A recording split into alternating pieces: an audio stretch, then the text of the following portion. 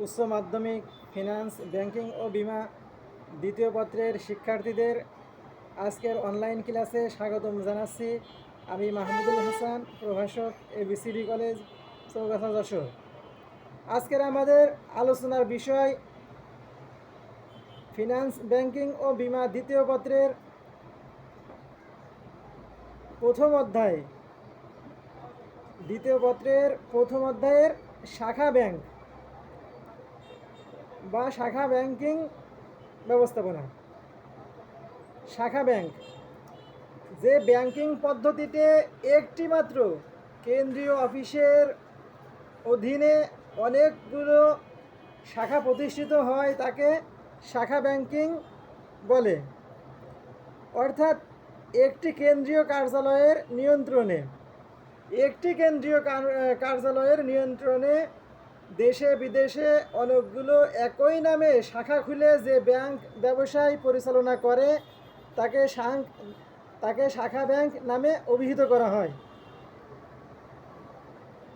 মানে একটি কেন্দ্রীয় কার্যালয়ের নিয়ন্ত্রণে দেশে বিদেশে অনেকগুলো একই নামে শাখা খুলে যে ব্যাংক ব্যবসায় পরিচালনা করে তাকে শাখা ব্যাংক নামে অভিহিত করা হয়।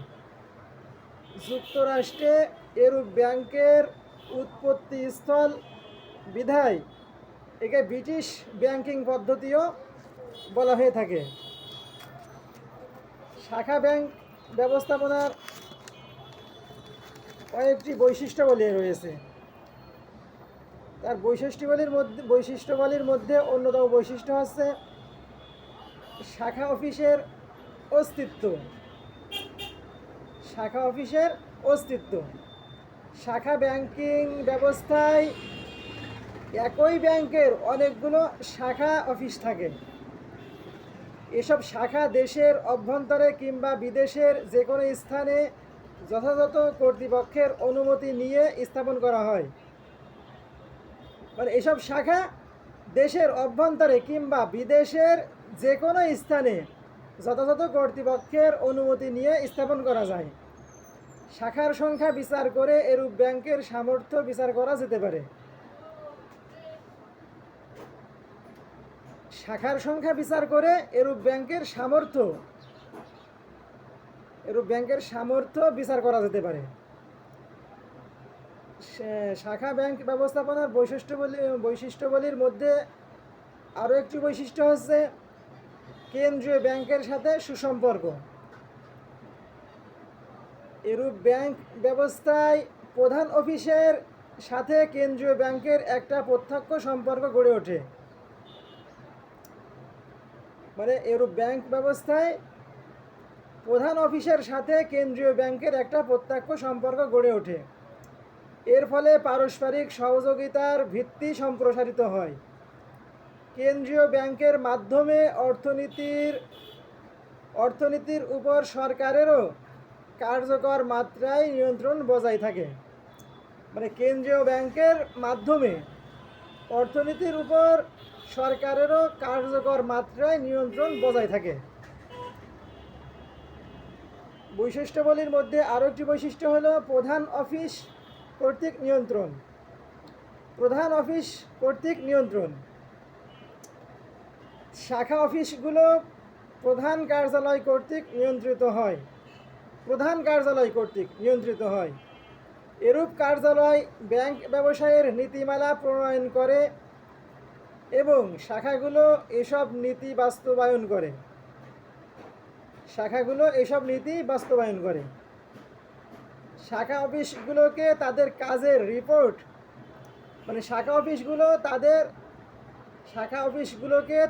কাজের রিপোর্ট যথানিয়মে প্রধান অফিসে পাঠাতে হয় এবং প্রয়োজনীয় নির্দেশনা ও অনুমোদন গ্রহণ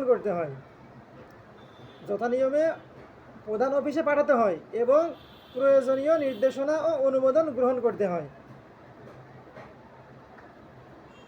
বৈশিষ্ট্যাবলীর মধ্যে আরও একটি বৈশিষ্ট্য হচ্ছে কেন্দ্রীয় কর্মী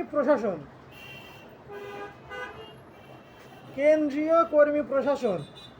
শাখা অফিসগুলো নিজেদের মর্জি অনুযায়ী কর্মী নিয়োগ, পদোন্নয়ন, বহিষ্কার বা কাউকে বদলি করতে পারে না। মানে শাখা অফিসগুলো নিজেদের মর্জি অনুযায়ী কর্মী নিয়োগ, পদোন্নয়ন, বহিষ্কার বা কাউকে বদলি করতে পারে না। কর্মী প্রশাসন সংক্রান্ত সকল বিষয় প্রধান অফিস কর্তৃক নিয়ন্ত্রণ করা হয়ে থাকে। অবশ্য পদোন্নয়ন, বহিষ্কার ইত্যাদি বিষয়ে শাখা ব্যবস্থাপকের সুপারিশ গুরুত্ব সহকারে বিবেচনা করা হয়। বৈশিষ্ট্যাবলীর মধ্যে আরও একটি বৈশিষ্ট্য হচ্ছে বৃহদায়তন প্রতিষ্ঠান। এরূপ ব্যাংকের একাধিক শাখা দেশে বিদেশের বিভিন্ন স্থানে প্রতিষ্ঠিত থাকায় স্বাভাবিকভাবেই তা বৃহদায়তন ব্যবসায়ের রূপ পরিগ্রহ করে। ফলে এরূপ ব্যবসায়ের মূলধনের পরিমাণ যেমনি বেশি হয় তেমনি অর্থনীতিতেও এর প্রভাব বেশি থাকে। শাখা ব্যাংক ব্যবস্থাপনার কিছু সুবিধা আছে, আবার কিছু অসুবিধাও আছে। আমরা প্রথমেই সুবিধাসমূহ দেখি। সুবিধাসমূহের মধ্যে বৃহদায়তন প্রতিষ্ঠান, তারপর অধিক মূলধন গঠন, মূলধনের গতিশীলতা বৃদ্ধি, ঝুঁকি বন্টনের সুবিধা, তারল্যের সুবিধা, দক্ষ ব্যবস্থাপনা, অর্থ স্থানান্তরের সুবিধা, প্রচারের সুবিধা। তো আমরা প্রথমেই বৃহদায়তন প্রতিষ্ঠান দেখি। সুবিধাসমূহের মধ্যে বৃহদায়তন প্রতিষ্ঠান, শাখা ব্যাংক বৃহদায়তন আর্থিক প্রতিষ্ঠান হিসেবে গড়ে ওঠায় বৃহদায়তন ব্যবসায়ের সকল সুবিধা ভোগ করে। মানে বৃহদায়তন আর্থিক প্রতিষ্ঠান হিসেবে গড়ে ওঠায় বৃহদায়তন ব্যবসায়ের সকল সুবিধা ভোগ করে। শ্রম বিভাজন, কর্মী প্রশিক্ষণ, গবেষণা, প্রকাশনা ইত্যাদি বিভিন্ন ক্ষেত্রেই এই ব্যাংক বাড়তি সুবিধা পায়। আর্থিক সামর্থ্য বেশি থাকায় সম্প্রসারিত ব্যাংকিং কার্যক্রম পরিচালনাও এরূপ ব্যাংকের পক্ষেই সম্ভব। মানে আর্থিক সামর্থ্য বেশি থাকায় সম্প্রসারিত ব্যাংকিং কার্যক্রম পরিচালনাও এরূপ ব্যাংকের পক্ষেই সম্ভব। সুবিধাসমূহের মধ্যে আরও একটি সুবিধা হচ্ছে অধিক মূলধন গঠন। দেশে বিদেশের বিভিন্ন স্থানে শাখা প্রতিষ্ঠিত থাকায়, মানে দেশে বিদেশের বিভিন্ন স্থানে শাখা প্রতিষ্ঠিত থাকায় এরূপ ব্যাংকের পক্ষে অধিক হারে আমানত সংগ্রহ সম্ভব। মানে বিভিন্ন স্থানে শাখা প্রতিষ্ঠিত থাকায় এরূপ ব্যাংকের পক্ষে অধিক হারে আমানত গ্রহণ করা সম্ভব হয়, মানে আমানত সংগ্রহ সম্ভব হয়। বিলোপের আশঙ্কা কম থাকায় অনেকে এরূপ ব্যাংকে অর্থ জমা রাখতে উৎসাহী হয়। মানে বিলোপের আশঙ্কা কম থাকায় অনেকে এরূপ ব্যাংকে অর্থ জমা রাখতে উৎসাহী হয়। ফলে দেশের পক্ষে প্রয়োজনীয় মূলধন গঠনে এরূপ ব্যাংক অধিক কার্যকরী ভূমিকা রাখতে পারে। মানে দেশের পক্ষে প্রয়োজনীয় মূলধন গঠনে এরূপ ব্যাংক অধিক কার্যকারী ভূমিকা রাখতে পারে। সুবিধাসমূহের মধ্যে অন্যতম সুবিধা হচ্ছে মূলধনের গতিশীলতা বৃদ্ধি। শাখা ব্যাংকিং ব্যবস্থায় স্বাভাবিকভাবেই মূলধনের গতিশীলতা বৃদ্ধি পায়, কারণ এক শাখার উদ্ধৃত তহবিল সহজে অন্য শাখায় স্থানান্তরিত করে, মানে এক শাখার উদ্ধৃত তহবিল সহজে অন্য শাখায় স্থানান্তরিত করে ঋণদান বা বিনিয়োগ করা সম্ভব হয়। এতে মূলধনের গতিশীলতা যেমনি বাড়ে তেমনি মূলধনের কার্যকর ব্যবহারও নিশ্চিত করা যায়। ঝুঁকি বন্টনের সুবিধা। অনেক শাখা থাকার ফলে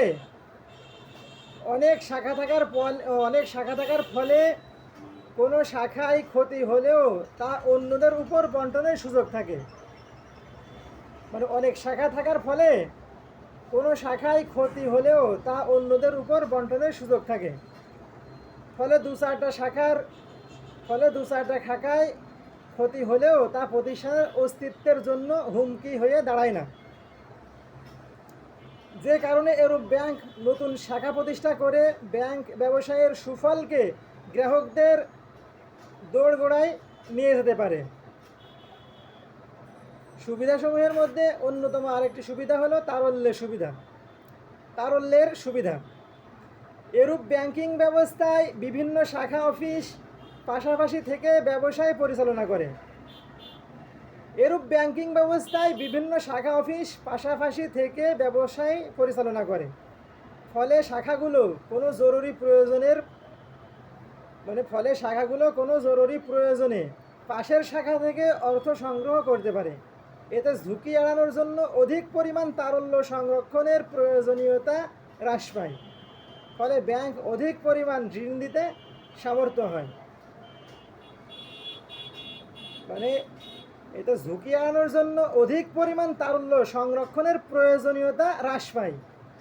ফলে ব্যাংক অধিক পরিমাণ ঋণ দিতে সামর্থ্য হয়। দক্ষ ব্যবস্থাপনা।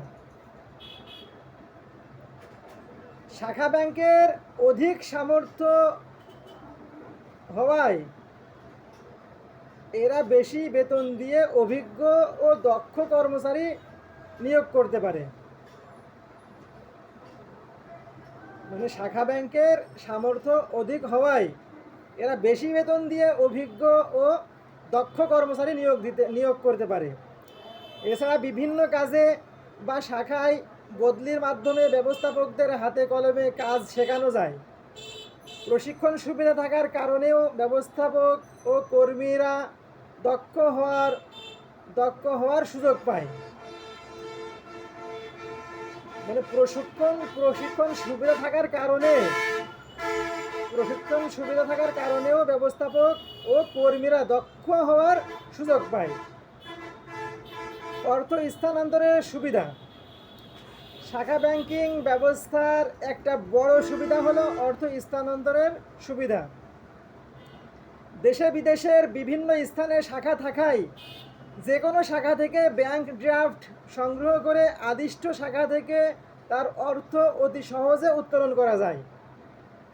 অনলাইন ব্যাংকিং চালু হওয়ায় এখন আর ব্যাংক ড্রাফটের প্রয়োজন হয় না। সুবিধাসমূহের মধ্যে অন্যতম সুবিধা হচ্ছে প্রচারের সুবিধা। বর্তমান প্রচারের যুগে এই ব্যাংক স্বল্প খরচে প্রচার সুবিধা লাভ করে। বিজ্ঞাপনে যে অর্থ ব্যয় হয় বিভিন্ন শাখার উপর তা ধার্য করলে এরূপ ব্যয় তেমন উল্লেখযোগ্য গ্রহণ হয় না।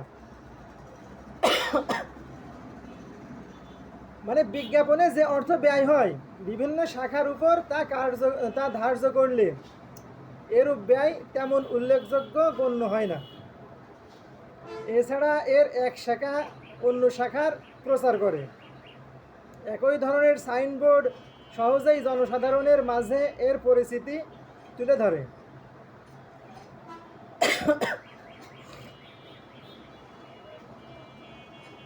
শাখা ব্যাংক ব্যবস্থাপনায় যেমন সুবিধা রয়েছে তেমনি কিছু অসুবিধাও রয়েছে। অসুবিধাসমূহের মধ্যে আছে ব্যবস্থাপনার অসুবিধা, সিদ্ধান্ত গ্রহণে বিলম্ব, স্থায়ী চাহিদার প্রতি উপেক্ষা, একচেটিয়া প্রবণতা সৃষ্টি। অসুবিধাসমূহের মধ্যে ব্যবস্থাপনার অসুবিধা। এরূপ ব্যাংকিং ব্যবস্থায় দূরবর্তী স্থানে অবস্থিত শাখাগুলোর তদারক করা প্রধান অফিসের ঊর্ধ্বতনদের পক্ষে অনেক সময়ই অসুবিধাজনক হয়ে দাঁড়ায়। দূরবর্তী স্থানে অবস্থিত শাখাগুলোর তদারক করা প্রধান অফিসের ঊর্ধ্বতনদের পক্ষে অনেক সময়ই অসুবিধাজনক হয়ে দাঁড়ায়। এছাড়া শাখার সংখ্যা অনেক বেশি হলে স্বাভাবিকভাবেই ব্যবস্থাপনা কার্য জটিল হয়। শাখার সংখ্যা অনেক বেশি হলে স্বাভাবিকভাবেই ব্যবস্থাপনা কার্য জটিল হয়। এতে পরিচালনা ও নিয়ন্ত্রণে সমস্যা হয় এবং বিশৃঙ্খলা বিরাজ করে। অসুবিধাসমূহের মধ্যে আরও একটি অসুবিধা হলো সিদ্ধান্ত গ্রহণে বিলম্ব। এক্ষেত্রে গুরুত্বপূর্ণ কোনো বিষয়ে সিদ্ধান্ত নিতে হলে সারা দেশে শাখার অবস্থা পর্যালোচনা ও তাদের নিকট হতে প্রয়োজনীয় তথ্য ও পরামর্শ সংগ্রহ করতে হয়। শাখা সংক্রান্ত কোনো বিষয়ে সিদ্ধান্তের ক্ষেত্রে শাখা ব্যবস্থাপকদের সাথে পরামর্শের প্রয়োজন পড়ে, ফলে সিদ্ধান্ত গ্রহণে বিলম্ব হয়। মানে সারা দেশে শাখার অবস্থা পর্যালোচনা ও তাদের নিকট হতে প্রয়োজনীয় তথ্য ও পরামর্শ সংগ্রহ করতে হয়। শাখা সংক্রান্ত কোনো বিষয়ে সিদ্ধান্তের ক্ষেত্রে শাখা ব্যবস্থাপকদের সাথে পরামর্শের প্রয়োজন পড়ে, ফলে সিদ্ধান্ত গ্রহণে বিলম্ব হয়। অসুবিধাসমূহের মধ্যে আরও একটি অসুবিধা হলো স্থানীয় চাহিদার প্রতি উপেক্ষা। শাখা ব্যাংকের নীতি পদ্ধতি ও সিদ্ধান্ত প্রধান অফিস কর্তৃক গৃহীত হয়।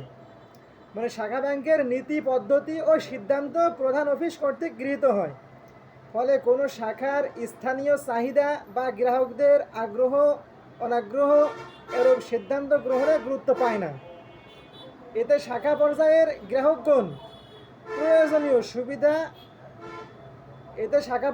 গ্রাহকগণ প্রয়োজনীয় সুযোগ সুবিধা হতে বঞ্চিত হয়। একচেটিয়া প্রবণতা সৃষ্টি। শাখা ব্যাংক ব্যবস্থাপনায় আরও একটি অসুবিধা হলো একচেটিয়া প্রবণতা সৃষ্টি। বৃহদায়তন প্রতিষ্ঠান ও ব্যাপক আর্থিক সামর্থ্যের কারণে সারা দেশে একচেটিয়া আধিপত্য বিস্তারের চেষ্টা কখনো এরূপ ব্যাংকিং ব্যবস্থায় পরিলক্ষিত হয়। আর এরূপ প্রবণতা একবার প্রতিষ্ঠিত হলে তা জাতীয় অর্থনীতিতে বিরূপ প্রতিক্রিয়ায় সৃষ্টি করে। মানে একবার প্রতিষ্ঠিত হলে তা জাতীয় অর্থনীতিতে বিরূপ প্রতিক্রিয়ার সৃষ্টি করে এবং সমাজে ধনবৈষম্যের সৃষ্টি হয়।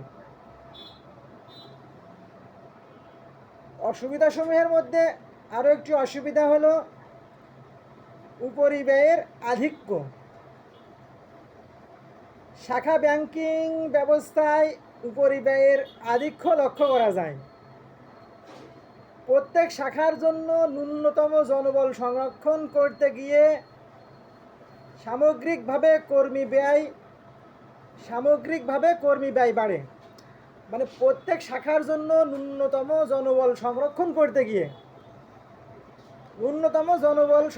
করতে গিয়ে সামগ্রিকভাবে কর্মী ব্যয় বাড়ে। এছাড়া শাখার ব্যয়ের উপর প্রধান অফিসের কার্যকর নিয়ন্ত্রণ থাকে না।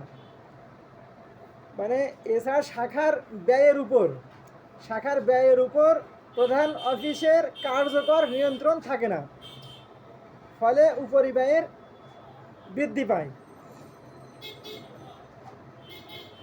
অসুবিধা শাখা ব্যাংক ব্যবস্থাপনায় অসুবিধার মধ্যে আরও একটি অসুবিধা হচ্ছে প্রত্যক্ষ সম্পর্কের